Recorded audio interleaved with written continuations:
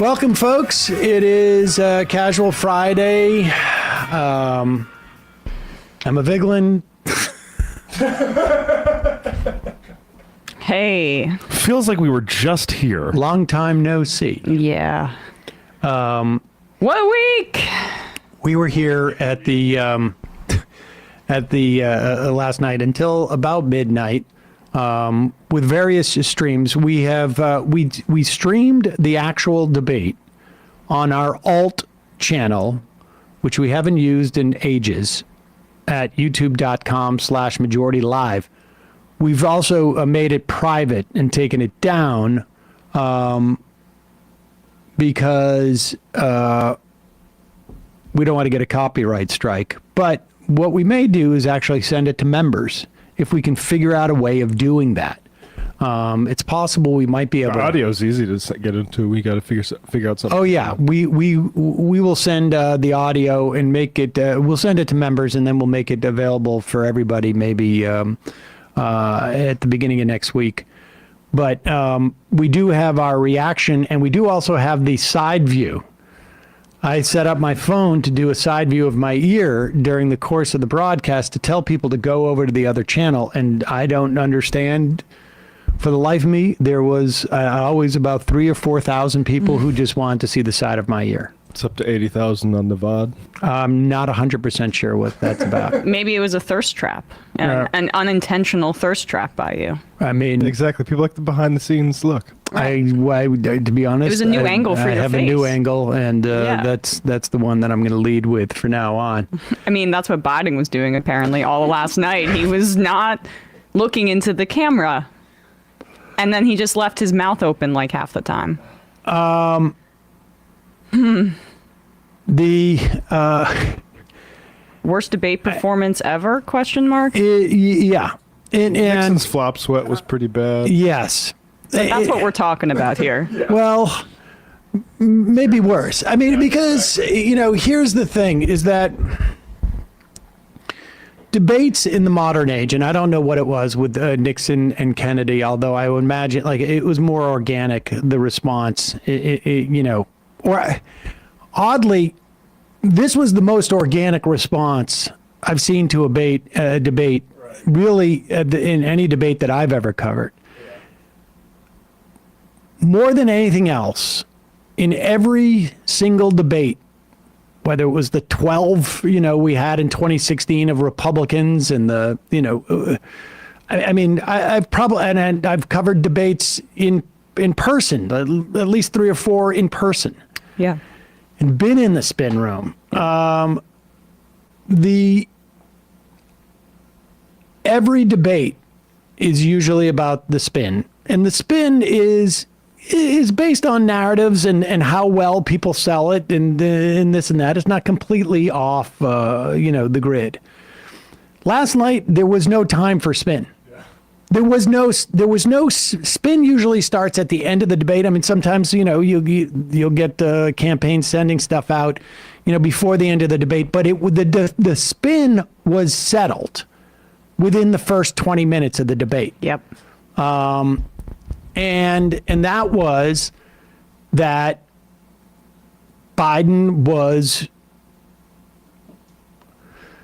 too inept at this point to, even address Trump. I mean, this wasn't a question of he lost the debate or didn't win the debate, because nobody's even talking about it in those terms. Like Barack Obama lost the debate, the first debate to Mitt Romney in 2012. He lost the debate. He wasn't prepared. He didn't answer things, well, and this and that. And he was able to come back from that because he was able to have a different debate performance. And it was about the debate. This debate quickly turned into, this is not about the debate.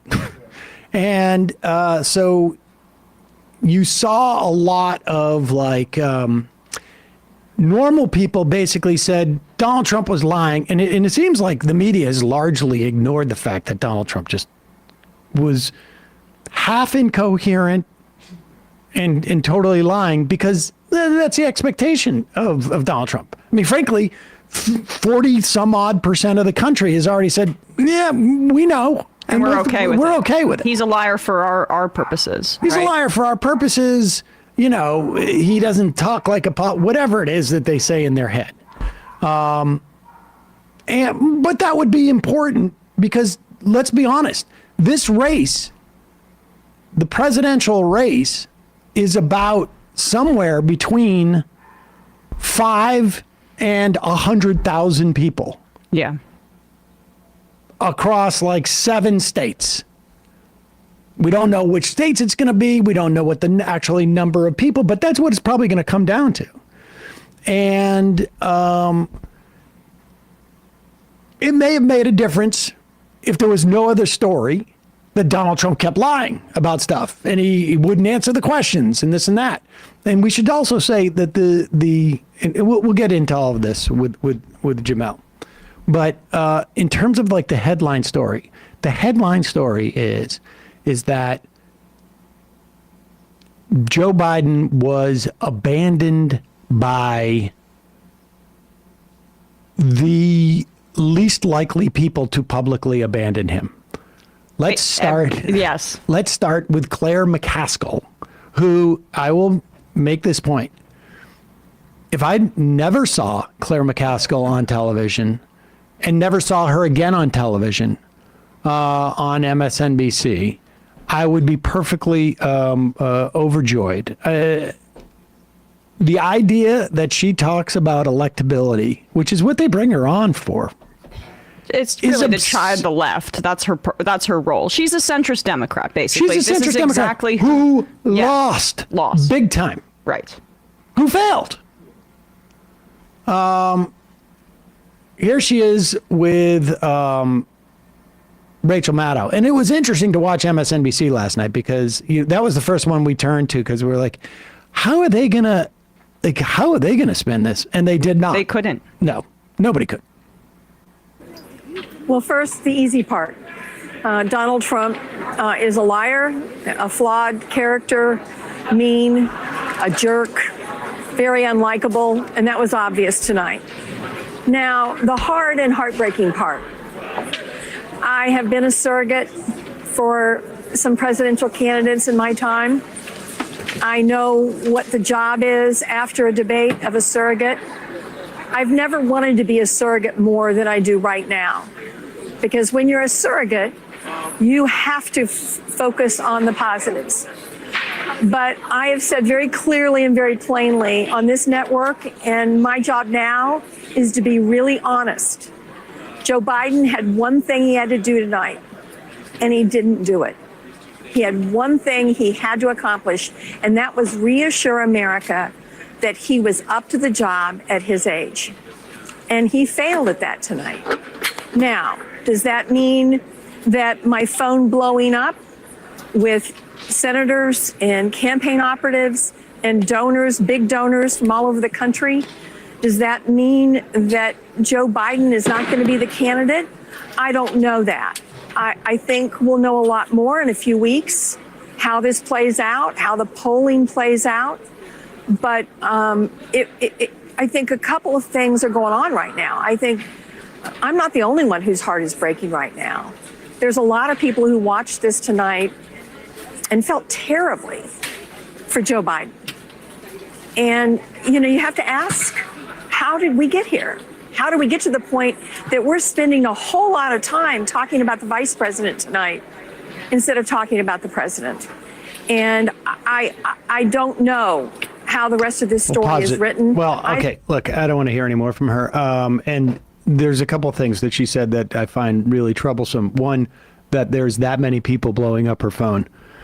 Like, I don't know why that would be, honestly. Like how is it that Claire McCaskill is still relevant to any of these people? Well, she has friends in the Senate, and down ballot Democrats is what she's alluding to, is they're going to be freaking out. Because for their own sake. And how did we get here? Yeah. Part of it may have been like when people were saying Dianne Feinstein should not be in the Senate. RBG. And Claire McCaskill came on and said, what are you talking about? Oh, yeah. Part of it might be when people said RGB should resign. And Claire McCaskill was like, what? Oh, it's sexist. Part of it might be when people said the same thing about David Breyer. or Stephen Breyer out there, or that people said the same thing about, I mean, on and on and on. Pelosi and Biden. That may be part of it. I mean, because let's be honest, when my phone blows up or your phone blows up, it's not big donors to the Democratic Party. Right. It is not senators. It is not all the important people that Claire McCaskill was talking about. And the idea that Claire McCaskill would say, how do we get here? And not realize like, me as Claire McCaskill is a big part of the reason. I mean, she both posits that she has all of this, connection and that she has a job to be honest. And now she's being honest. But, we're about some sense of analysis before. I'm sorry. How did we get here? There was a poll in February that was like over 80% of Americans, not Republicans, Americans thought Biden was too old to be president. This reality, the political reality of his age being an issue, they've been aware of that from the get-go, right? So the point is that Biden and this like octogenarian class within the Democratic Party are placing their own political ambitions over the good of the country. And this has been a theme since RBG, since, as you say, since Dianne Feinstein. And I'm like, the core branding proposition of this election is that democracy is on the ballot and women's rights too, but democracy is on the ballot. And the urgency of that claim is undercut any time someone hears this guy speak. How can you claim that this is the urgent threat that Trump is going to slide us into fascism or accelerate that, and say that democracy is under threat and this is the most existential thing that we could be battling here, and then also wheel that guy out there? I mean, it is a contradiction every time he takes a breath in front of the microphone, and that is why Democrats should be panicking right now. Well, and the fact is that there is a difference. You got to concede there's a difference between a poll saying he's too old and then having him come out and do the State of the Union, which he did really well. Right. But in those 4 months, I don't know what to say. Like,